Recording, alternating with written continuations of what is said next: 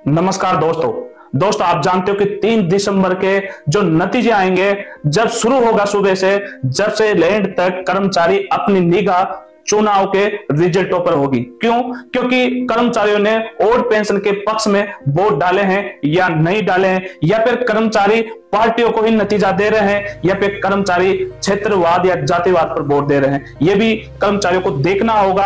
अगर कर्मचारियों ने अपनी ओल्ड पेंशन बुढ़ापे की लाठी के लिए अपना मत दिया होगा तो जरूर 3 दिसंबर का जो नतीजा आएगा वो कर्मचारियों की फेवर में आएगा।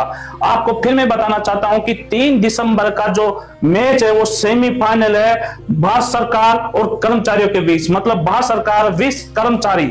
अगर ये सेमीफाइनल में जीत लिया तो फाइनल में आपको इतनी कड़ी मेहनत करनी पड़ेगी, इतने संघर्ष करना पड़ेगा, इतनी रैलियां करनी पड़ेगी कि भारत सरकार घबरा कर फाइनल से पहले ही फरवरी 2024 के बजट में यह घोषणा कर दे कि ओल्ड पेंशन सभी कर्मचारियों को, राज्य कर्मचारियों को, केंद्र कर्मचारियों को यहां पर पेंशन, ओल्ड पेंशन पुनः बहाल की जाती है। तो ऐसा निर्णय आना चाहिए। अब दोस्तों 50 साल के बाद में यह ऐसा जगह है कि ओल्ड पेंशन के लिए, हड़ताल के लिए सभी कर्मचारियों ने समर्थन भी किया है। तो क्या वास्तव में अगर भारत सरकार ने ओल्ड पेंशन चालू नहीं की तो क्या राज्य और केंद्र के कर्मचारी हड़ताल के पक्ष में जा सकते हैं? यह भी आपको देखना है। दोस्तों संघर्ष आपको डरा भी सकता है, संघर्ष आपको आगे भी ले जा सकता है, पर जो संघर्ष में अगर संघर्ष करने से पहले ही हार गया अपने दिल दिमाग से तो वो कभी भी संघर्ष में कामयाब नहीं होगा।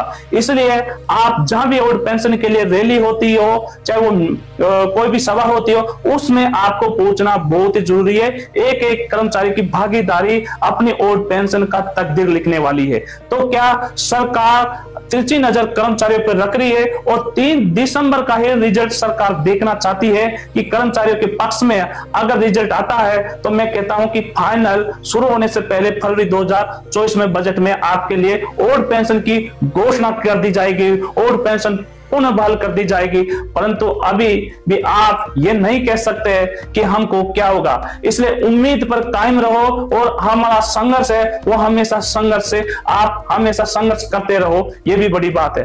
तो देखना यही है कि अगर आपने 5 राज्यों के चुनाव में ओल्ड पेंशन के पक्ष में वोट किए होंगे तो जरूर आपके पक्ष में निर्णय आएगा, परंतु आपने जातिवाद, क्षेत्रवाद अगर देखा है तो ओल्ड पेंशन के पक्ष में आने वाला नहीं है। वो पार्टियों के पक्ष में जाएगा, वो क्षेत्रवाद के पक्ष में जाएगा, वो चुनाव की बोलियों में जाएगा। तो ये बहुत ही बड़ा संघर्ष है। अभी अगर कोई भाई कर्मचारी संघर्ष के लिए अभी भी आगे नहीं बढ़ रहा है तो मैं उस कर्मचारी से भी निवेदन करूंगा कि आप भी आइए और अपने बुढ़ापे की लाठी के लिए, अपने परिवार के लिए, आपके कर्मचारी के भविष्य के लिए आप ओल्ड पेंशन के पक्ष में संघर्ष कीजिए। और भारत सरकार से सभी कर्मचारी एक युद्ध की तरह तैयारी कर रहे हैं कि ओल्ड पेंशन देना ही होगा, हमें एन प्लेस में किसी भी तरह संशोधन नहीं चाहिए।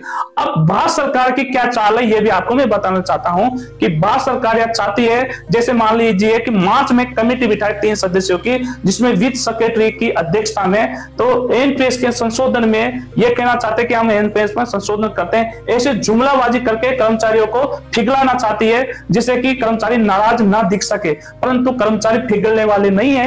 कर्मचारी केवल 1972 के नियम के तहत ही ओल्ड पेंशन चाहते हैं और भारत सरकार को देना होगा। अब बताता हूं कि बहुत सारे अर्थशास्त्री बोलते हैं कि अगर कर्मचारी को ओल्ड पेंशन दी जाती है तो भारत की स्थिति अर्थव्यवस्था में कमजोर हो जाएगी। भाई कभी भी नहीं होने वाली कमजोर। हमारे भारत में आप देखिए कि 2022-2023 में कितना टैक्स आया है, ये भी देख सकते हो। और हमारा भारत अब विकासशील देश बन चुका है, विकसित देश की ओर जा रहा है। तो भाई कौन सा घाटा है? इससे पहले 2004 से पहले तो हम ओल्ड पेंशन दे रहे थे और अब बंद कर दिया। अब कर्मचारी अपने बुढ़ापे की सुरक्षा, बुढ़ापे की लाठी के लिए लड़ रहा है तो ये कह रहे कि भारत की अर्थव्यवस्था कमजोर हो जाएगी। अगर कमजोर होती है तो फिर नेताओं को, विधायकों को, सांसदों को और अन्य को तो आप कितनी भी बार बनो, हर बार जितनी बार बनते हैं उतनी बार आप ओल्ड पेंशन दे रहे हो। वो भी कितनी? केवल मात्र 2 लाख करोड़ रुपए हर सालाना बजट में आप देते हो तो ओल्ड पेंशन दी जाती है।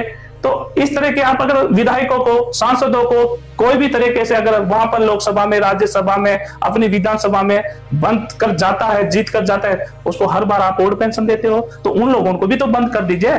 उन लोगों को तो मतलब आप ओल्ड पेंशन दे रहे हो और कर्मचारी की बारी आती है तो कहते हो भाई रेवड़ी दे, रेवड़ी, ये रेवड़ी जैसा सवाल है। तो भाई कोई रेवड़ी नहीं है, हमारा हक है, अधिकार है, और हम पूरी जिंदगी देश के लिए, पूरी जवानी देश के लिए निछावर कर देते हैं, तो हमारा हक बनता है ओल्ड पेंशन के लिए। तो दोस्तों आप क्या चाहते हैं, 3 तारीख का रिजल्ट आपके पक्ष में आता है, नहीं आता है, परंतु फाइनल 2024 आपको खेलना होगा और हर हाल में आपको जीतना होगा। चाहे आप किसी भी तरह की फील्डिंग कीजिए, किसी भी तरह की बॉलिंग कीजिए और किसी भी तरह की बैटिंग कीजिए, चाहे कुछ भी हो जाए, फाइनल जीतना है। 2023 का और 2024 का ये मौका आपको कभी भी आने वाला नहीं है। इसलिए कर्मचारी सभी मिलकर, जो कर्मचारी पक्ष में है, जो नहीं पक्ष में, उसको समझाइए, आपके भाइयों को, परिवार को, और सभी मजदूर के बेटे पढ़ रहे हैं, किसान के बेटे पढ़ रहे हैं, वो भी नौकरी के लिए पढ़ रहे हैं, तो उन कर्मचारियों को भी समझाने की कोशिश कीजिए। दोस्तों फिर मिलते हैं अगले वीडियो में, जब तक जय हिंद, जय भारत।